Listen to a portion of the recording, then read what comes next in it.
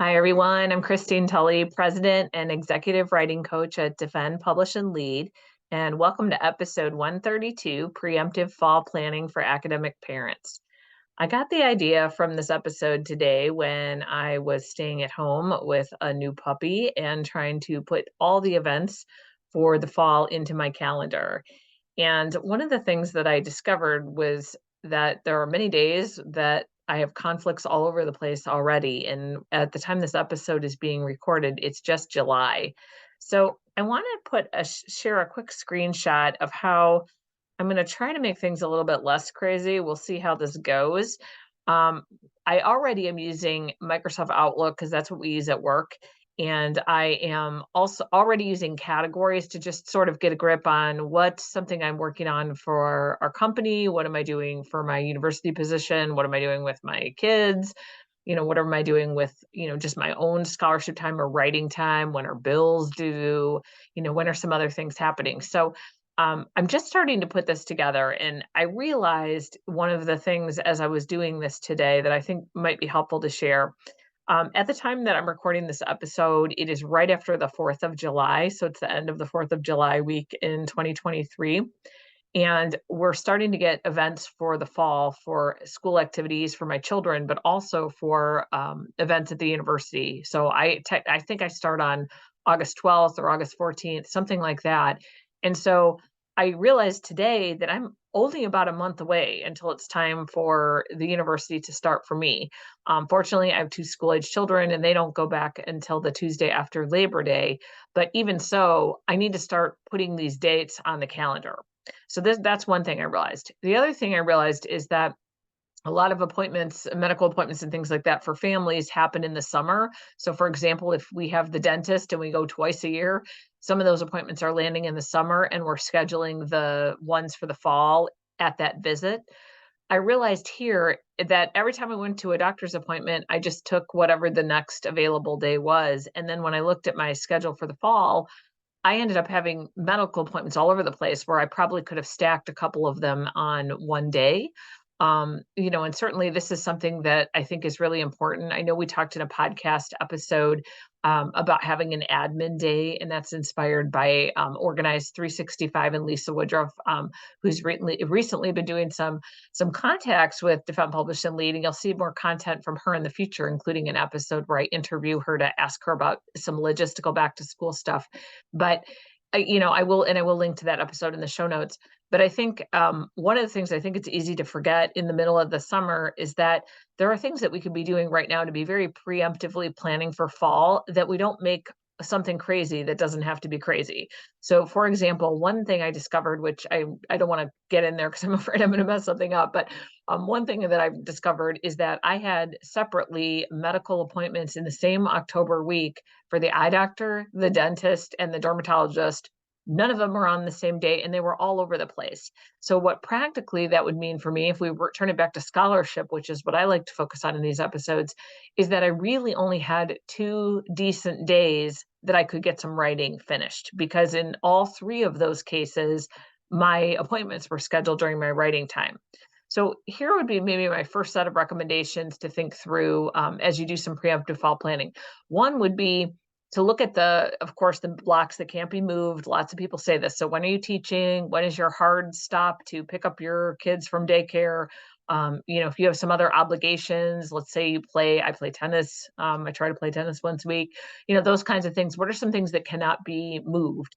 And then look and see when are your best writing times. And I like to add the layer on top of that to be when are the times you're most likely to write. So for me, the most likely time that I will write will be my first available child-free hours. And for me, that is usually the 9 to 11 window on weekdays. Most of my classes are in the afternoon and evenings because I teach in a graduate program. If your schedule is reversed and you spend all morning teaching and your afternoons are free, this is the time where I'm starting to look, where can I schedule 10 hours of writing in a week? And so one of the things you'll see on the screen for those of you watching in YouTube, and I should have said this earlier for audio listeners only, all I'm showing right now is in my Outlook calendar, the categories that I use to just put events on, and then I kind of divide them by color.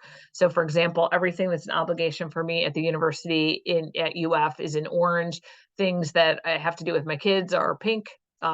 Things that I do that are like a deadline to pay a bill, that's green, and so on. So one of the things that I will do is start looking to see where can I put writing time in, and I purposely make it its own special color. I might call it something different on my calendar, but I'll keep it that color because I've mentioned this before in past episodes, but sometimes if you have writing time on your calendar, that sounds like somebody can get into your calendar and schedule over it. So I know one thing I'm going to look at now, and this is what I'm starting to work on this week, is to put in the obligations, my classes, all the hard deadlines for kids' events. But writing time really is my next thing because I know if I have any flexible time, if I'm now that I'm thinking about, well, where am I going to put that, dentist appointment, or when am I going to plan that fall travel? One of the things I'll be looking at then is how much is a week getting disrupted. I don't want a week where I have 4 out of the 5 days I have something that's interrupting writing time. And so that's why I'm talking about it now in July, because I think once I block out those 10 hours of writing a week, I'm going right now, week by week, to see, can I get 10 hours in or not? And if I can't get it in, there's still time for me to do some moving. So that crazy week that I mentioned earlier at the beginning of this episode, that I had appointments on Monday, Wednesday, and Friday during my writing times, 2 of those days, I've already moved those appointments. So I made a rule for myself, and this might be something to think about, especially if you're in the active years of parenting, when you're managing the orthodontist and, practices and things like that. One of the things that for me, I'm looking at as a hard rule is to make sure I can get at least 10 hours of writing in most weeks every semester. So I'll have a week or two here and there that it's not going to be possible because it's a holiday break week, the week of Thanksgiving, and so on.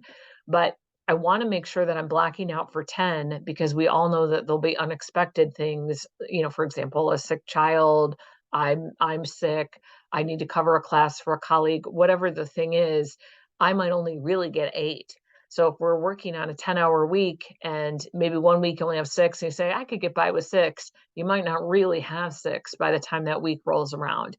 So one of the things I encourage you to do just to close out this episode is to put in, of course, all those big rocks and fixed obligations on time. So your classes, meetings you have to be at, your child obligations, if you have any elder care obligations, if you have any things you just don't want to give up.